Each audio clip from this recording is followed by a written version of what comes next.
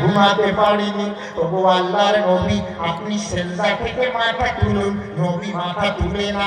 হঠাৎ করে সিদ্দিকে আকবর আবু বকর ডাক দিয়ে বলে, ওগো নবী আপনি মাথা তুলুন আপনার গুনাহগার উম্মতের জন্য। আমি আবু বকর আমার যত নেকি আছে, যত সওয়াব আছে, উম্মতি মুহাম্মদীর জন্য আমি দান করে গেলাম। সোনার যুবক রে, আল্লাহর নবী মাথা তুলে না। আমার হযরতে উমর ফারুক তিনি এবার দাঁড়িয়ে গেছে, আল্লাহর নবীর কাছে গিয়ে বলে, ইয়া নবী আল্লাহ, ইয়া রাসূলুল্লাহ, হুজুর আমি 26 বছরের যুবক অবস্থায় তরবারি নিয়ে এসেছি আপনার কল্লা কাটতে হুজুর, কিন্তু আপনার নূরানি চেহারা দেখে তরবারিটা মাটিতে ফেলে আমি কলেমা পড়ে মুসলমান হয়েছি। ওগো আল্লাহর নবী আপনি সেজদা থেকে মাথা তুলুন। আমার জীবনের যত নেকি, যত সওয়াব আছে, সমস্ত সওয়াব নেকিগুলো আমি উম্মতে মুহাম্মদীর জন্য দান করলাম। নবী আমার মাথা তুলে না। মদিনার পাক মাটিতে মোদের নবী ঘুমিয়ে আসে। কোথায় ঘুমিয়ে আসে? মদিনার পাক মাটিতে মোদের নবী ঘুমিয়ে আসে। কত হাজি গাজি যায় সেখানে, ওদের যাওয়া হইল না। শুনেতে সোনার মদিনা, নূরেতে সোনার মদিনা। মদিনার পাক মাটিতে মোদের নবী ঘুমিয়ে আসে। কত হাজি গাজি যায় সেখানে, ওদের যাওয়া হইল না। নূরেতে গুলজার মদিনা। ধরে বলেন সুবহানাল্লাহ।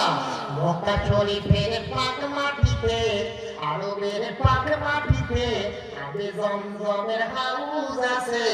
আছে না জমজম? মক্কা শরীফের পাক মাটিতে। আবার এই মক্কা মদিনার কথা যখন বলি, পরিকাশ হয় না, ইমানদার মুসলমান সইতে পারে না। মক্কা মদিনায় আল্লাহ পাক কি নিয়ামত দিয়েছে। মক্কা শরীফের পাক মাটিতে আবে জমজমের হাউস আছে। কত পশু পাখি খায় রে পানি, তবু পানি ফুরায় না, তবু পানি ফুরায় না। নূরেতে গুলজার মদিনা, নূরেতে গুলজার মদিনা। জোরে বলেন একটু সুবহানাল্লাহ। প্রতি বছর এই জলসা হোক, আপনারা চান কিনা? কারা কারা চাইবো হাত তুলেন তো। নারায়ে তাকবীর, নারায়ে তাকবীর। অনেক মারুন আসে, আমি মারুনের ওয়াজ শোনাবো। একজন ব্যক্তির কাছে আমি 1000 টাকা চাইবো জলসার জন্য। উঠে আসেন, একটু কালেকশন করে তারপরে জলসায় যাবো। 1000 টাকা চাইবো একজন ব্যক্তির কাছে। বাবা মা, নবীর মহব্বতে এই টাকা মাওলানা খাবে না, এই টাকা কমিটি খাবে না, জলসার জন্য খরচ করা হবে। এই জলসায় সাজানো হয়েছে, এখানে কোরআনের কথা, নবীর হাদিসের কথা বলতে গেলে আলিমুল উলামার প্রয়োজন। এখানে তাবারুকের বন্দোবস্ত করেছেন, তাই না? তাবারুকের বন্দোবস্ত করা হয়েছে, লাইট আছে, প্যান্ডেল আছে, মাইক আছে। 1000 টাকা চাইবো একজন বান্দার কাছে। আবার উঠে আসে তো একজন কোরআন প্রেমিক, নবী প্রেমিক বান্দার কাছে। আল্লাহর ওয়াস্তে 1000 টাকা চাইবো। বাবা আমার, এটা শহর এলাকার জায়গা, তো এটা তো শহর বলা চলে, বড়মণিটা শহর এলাকার জায়গা।